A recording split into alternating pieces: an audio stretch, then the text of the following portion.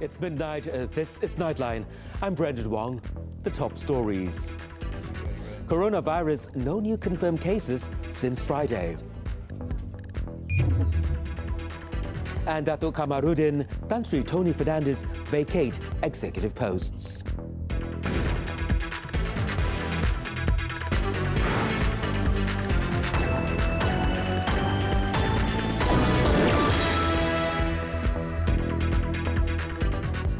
Good morning. There is no increase in the number of coronavirus positive cases as of noon on Monday. Health Minister Datuk Sri Dr. Zulkifli Ahmad said the total tally remained unchanged at 8 cases, all involving Chinese nationals. The state of our patients are stable and has not gone any worse. In fact, the 2 children are well and hopefully they also would recover. There's not been any worsening of symptoms. As you very well know or not know, diseases are themselves self-limiting. They will, after a while, if we build up our immunity, they get to handle this kind of infection themselves. Our own body. Datuk Sri Dr. Zulkifli said this at a news conference in Putrajaya on Monday. The total cumulative patients under investigation PUI cases, he said, was 192, with 173 testing negative for the 2019 nCoV infection. The ministry, however, was still waiting for the outcome of the laboratory results involving 16 of the PUI cases.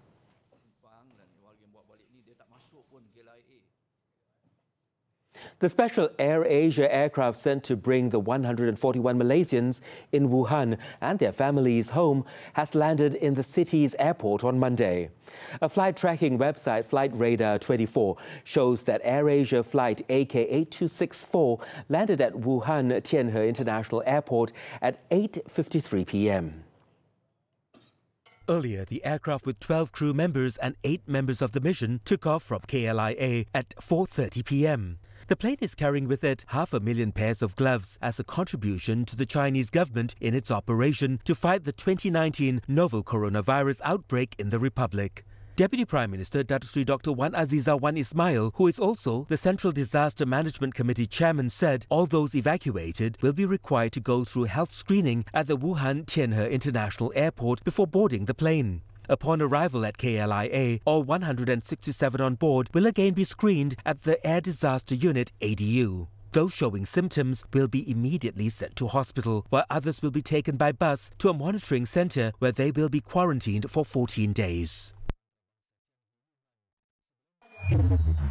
Meanwhile, the death toll in China from the deadly coronavirus outbreak that originated in the central city of Wuhan has risen to at least 361 on Monday, overtaking the 2003 severe acute respiratory syndrome SARS epidemic in the country, which killed 349 people. The National Health Commission said there were 57 new fatalities on Sunday, all but one of them in Hubei, which has been effectively sealed off from the rest of the country for more than a week. The total number of people infected with the virus, meanwhile, rose to 17,205 across the country, after 2,829 new cases were reported. So far, more than 175 cases have been reported outside of China, across more than 25 countries and territories worldwide, and based on air travelers expected to arrive from affected cities in China. Thailand and Hong Kong are said to be the most at risk from the spread of the coronavirus. Bangkok, however, was said to have made progress in the treatment of people infected with the disease. This after they administered a combination of HIV and flu medications to those suffering from the coronavirus, which led to improvements in their health that were noticeable 48 hours after the treatment. It was also reported that a 70-year-old Chinese woman from Wuhan was among those who recovered in 10 days. Nevertheless, further work is needed to determine whether the method can be used as a standard form of treatment. In the meantime, one of the 2 new makeshift hospitals in Wuhan, dedicated to treat coronavirus patients, has opened its doors on Monday. Construction work started on the Huoshensan Hospital on January 23rd, and the project was finished just 8 days later. The emergency hospital replicates Beijing's SARS treatment model that was built during the 2003 epidemic. Engineers were brought in from across the country in order to complete the construction in such a short time. More than 1,500 construction workers and 300 machines were involved in the construction of the hospital. A time-lapse video shows the scale and speed of construction as workers worked through the night to install quarantine wards and hospital bays. The Huashensan Hospital has an area of 25,000 square meters and is built with prefabricated buildings. With a capacity of 1,000 beds, the hospital will also staff around 1,400 military medics. Chinese authorities are building a second emergency hospital 25 miles away from Huashensan Hospital called Leishensan. The second emergency hospital will have a capacity of 1,600 beds and is expected to be open on Wednesday. In another development, samples of poultry imports from China have tested negative for H5N1 so far. In a statement on Monday, the Malaysian Veterinary Services Department said Malaysia only imports poultry cuts from a chicken processing farm in Liaocheng, Shandong. This is over 1,000 kilometers away from Shaoyang City, where the outbreak was detected. Malaysia does not import any live animals or products from Shaoyang City itself.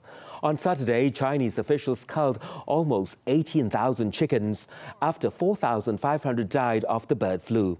The Veterinary Services Department says it is monitoring the situation and has been in communication with the World Animal Health Organization for the latest development.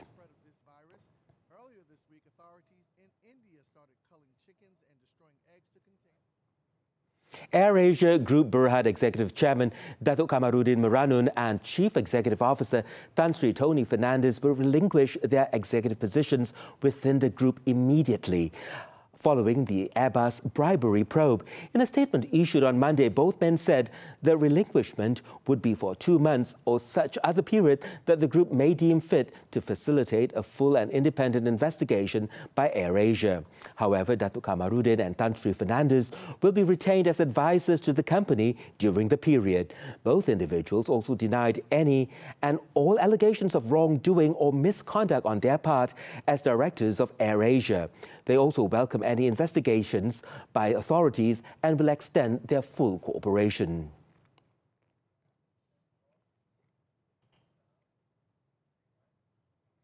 In the meantime, the Malaysian Aviation Commission, MAVCOM, will assess whether there is any contravention of the Malaysian Aviation Commission Act and the Commission's guidelines on fit and proper person pertaining to the graft allegations involving Airbus SE as well as AirAsia Berhad and AirAsia X Berhad. In a statement on Monday, MAVCOM said AirAsia and AirAsia X, being holders of the air services licenses issued by the Commission and their key responsible persons, are subject to Act 771 and the guidelines. The Commission added that it will coordinate the work with all relevant authorities on the matter. MAVCOM was referring to the deferred prosecution agreement entered into by Airbus SE and the UK Serious Fraud Office, SFO, on January the 31st, as well as various news articles on the graft allegations. On February the 1st, AirAsia denied the corruption and bribery allegations against the airline, saying it was neither involved in any way whatsoever with the UK SFO investigation.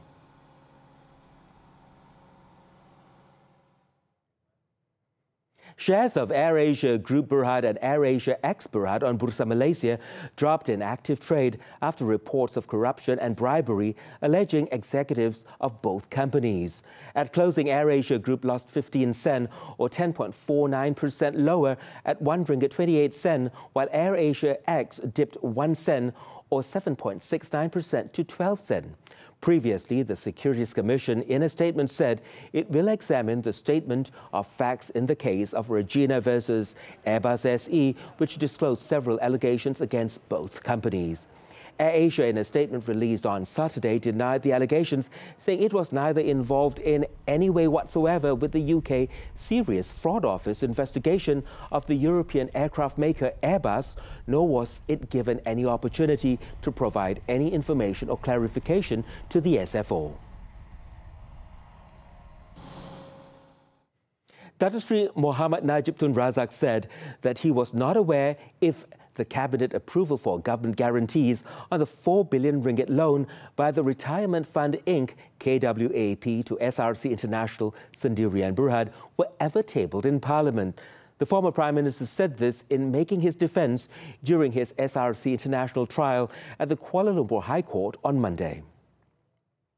Cross-examination by ad hoc prosecutor Datuk V. Sithambaran, the Pekan lawmaker admitted that there was no Parliament Hansard to confirm that the matter was ever tabled in the Dewan Rakyat.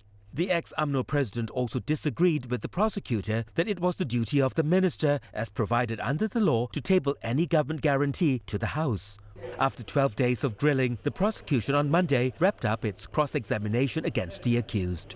Datuk Sri Muhammad Najib is facing 7 charges of misappropriating 42 million ringgit in SRC international funds. The hearing before Judge Muhammad Nazlan Muhammad Ghazali continues.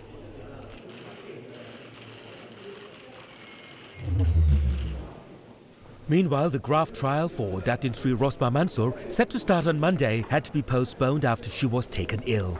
Judge Muhammad Zaini Mazlan set a new trial date on Wednesday at 10 a.m. Her lawyer Datuk Jagjit Singh informed the court that Datin Sri Rosmah had obtained a medical certificate from the Ampang Putri Hospital on Sunday after she was diagnosed with various ailments described as life-threatening. However, the prosecution team, led by Datuk Sri Gopal Sri Ram, rejected this as an excuse to delay the trial and called for her bail to be revoked instead to ensure she attends the court hearing. The motion was rejected by the judge and he ordered the trial to begin on Wednesday, where Datin Sri Rosmah can attend in a wheelchair if needed and adjournment can be arranged if she needs breaks. She is facing 3 graft charges amounting to more than 180 million ringgit. Meanwhile, Datuk Sri Najib and his family can carry out a physical inspection on items allegedly purchased using funds siphoned from 1MDB, which were seized from them shortly after the 14th general election. This was after Kuala Lumpur High Court Judge Muhammad Zaini Mazlan allowed the application for permission to examine the valuables for them to prepare their defence in the forfeiture suit filed against them by the Attorney General's chambers. The application was filed by the former Prime Minister, his wife and their daughter Nur Yana Najwa over hundreds of items seized from 3 premises linked to them by authorities. In making the decision, the judge had set specific conditions on the inspection, including ordering it to be done only once within 2 weeks from Monday. The inspection also must be conducted in a premise designated by the respondent, and the applicants are only allowed to inspect the items under supervision of the respondent's personnel. The applicants can then file their affidavits in respect of the forfeiture proceedings if they wish to do so by March the 2nd. Datuk Sri Najib and his family filed a notice of motion on July the 18th to be allowed to physically inspect and obtain particulars of the said valuables. They had filed the application on the grounds that parts of the boxes, handbags and containers that were seized on May 17, 2018 had been removed from their original wrappings, and this had caused confusion in the identification process. Among the items mentioned in the notice are 315 handbags of various luxury brands, 14 watches and 27 pairs of shoes of various brands, as well as cash in various currencies.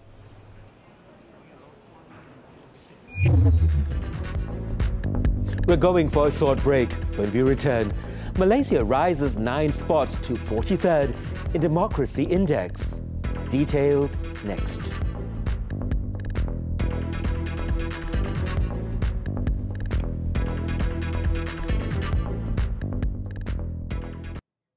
Welcome back.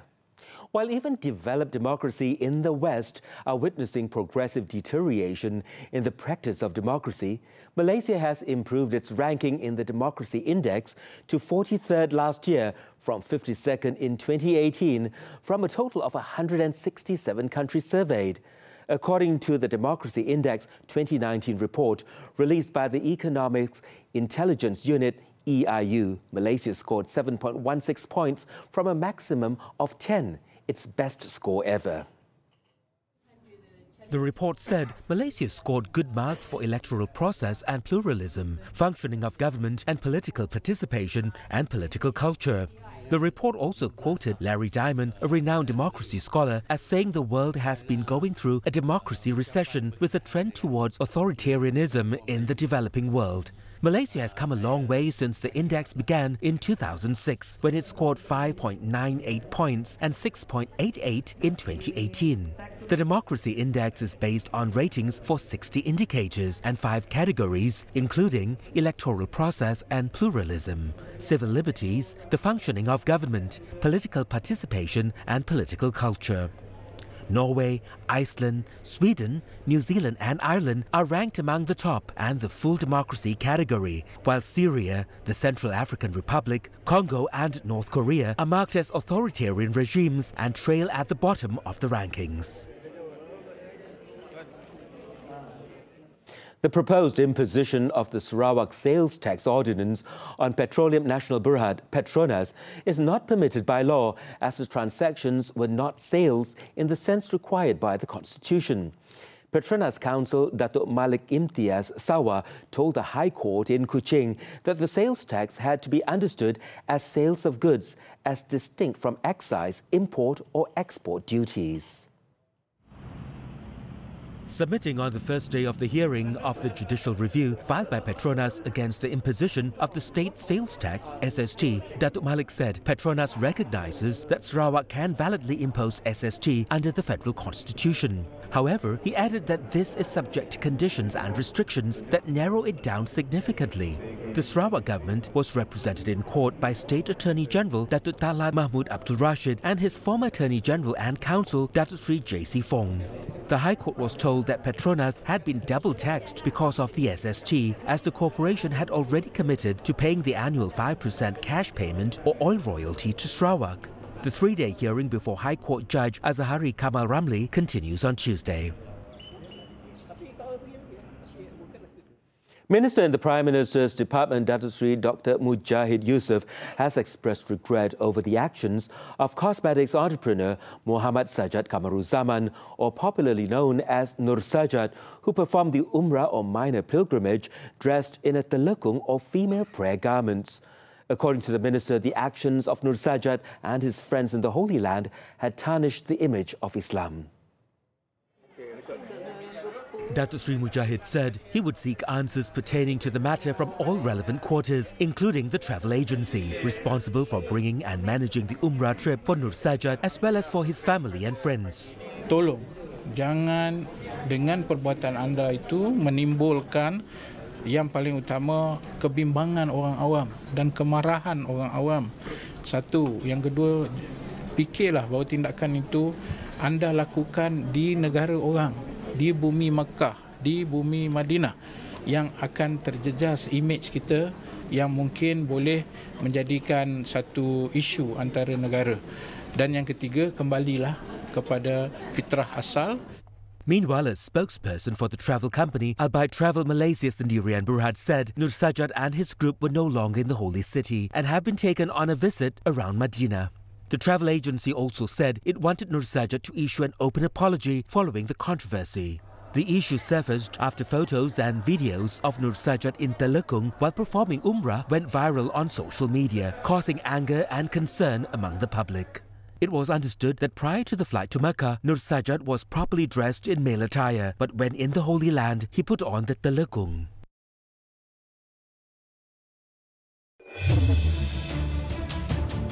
In Terengganu, the remand order against an unemployed man to assist investigation into the death of his niece has been extended for another 7 days. Kemaman District Police Chief Superintendent Hanyan Ramlan said the remand order allowed police to detain the suspect until February the 10th in order to complete its probe into the incident. The remand order was issued by Kemaman Sessions Court Registrar Masdi Haja Ghazali. The 26-year-old was earlier remanded for a week to facilitate a murder probe under Section 302 of the Penal Code. He is believed to have stabbed his 2-year-old niece in the chest while the victim was playing in a house at Felda Chirul Dua around 1 p.m. on January the 27th. 59 workers from a factory in Kulim High-Tech Industrial Area in Kedah were taken ill after they were believed to have inhaled ammonia gas following a leakage at the factory. 26 of them had to be rushed to hospital after they complained of breathing problems and vomiting shortly after the incident just before midnight. Upon inspection, it was found that the ammonia gas pipe in the factory storeroom sprang a leak. The affected workers were first decontaminated to neutralize the gas before they were handed over to the hospital for further treatment. Except for one who was reported to be in critical condition, the rest were treated as semi-critical cases. The Malaysian Quarantine and Inspection Services Department in Selangor, Makis Selangor, has seized 20,000 kilograms of cabbage originating from China worth 30,000 ringgit. Makis Selangor Director Dr. Tarmizal Alimin said the cabbages were seized on January the 23rd after the consignment was believed to harbour a type of pest called Plutella. The case will be investigated under Section 14 of the Quarantine and Inspection Services Act 2011. Also seized was 9,000 kilograms of coconut seeds from Vietnam worth 43,000 ringgit, also found to contain Plutella.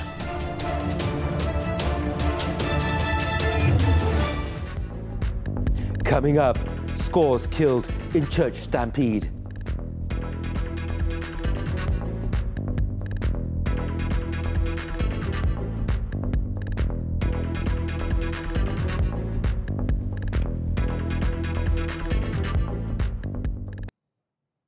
Welcome back.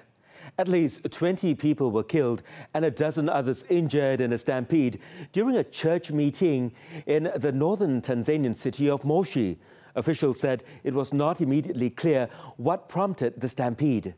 But it occurred when the church faithful were being ushered through an exit so that they could walk on anointed oil.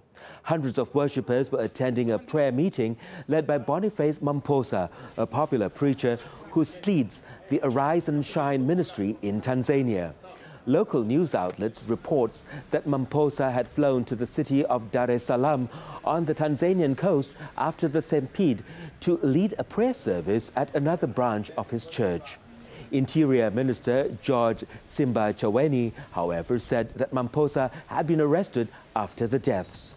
The charges against him were not immediately revealed.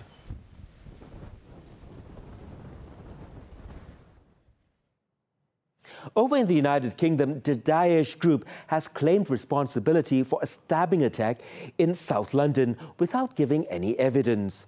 In a statement, it said the perpetrator of the attack, who authorities identified as Sudesh Aman, carried out the stabbings in response to calls to attack the citizens of coalition countries. Earlier, officials confirmed that Aman had been recently released from prison where he was serving a sentence for terrorism offences. It said the 20-year-old was sentenced to 3 years in jail for disseminating terrorist materials and was released from prison in January. He was also said to be wearing a hoax explosive device strapped to his body during the attack. Police, however, believe the attack was an isolated incident that had now been contained. Earlier, before he was shot dead, Aman stabbed and wounded 2 people on a busy street in South London in what officials described as a terrorist incident believed to be related to militancy. The incident happened at about 2 p.m. local time at Streatham High Road, a crowded thoroughfare filled with shops, cafes and a movie theatre. Before we wrap up this edition of Nightline, let's take a look at what has been installed on the front pages of Malaysia's main newspapers today, Tuesday, February the 4th.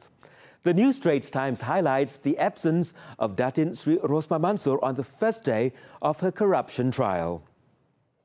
While the nation's best-selling Malay daily Harian Metro focuses on the controversy surrounding cosmetic entrepreneur Nur Sajat in Mecca and the latest updates on the coronavirus worldwide. Berita Harian puts a report on the controversy surrounding AirAsia on its front page. And a report on the impact of coronavirus on the retail market takes center stage on the Malaysian Reserve. Do get your copies. And that's it for Nightline this time around. As we wrap up, let's take a look at a time-lapse video of red clouds moving across the morning sky over the city of Everett, Washington, USA. With that, I'm Brandon Wong. Thank you for watching and take care.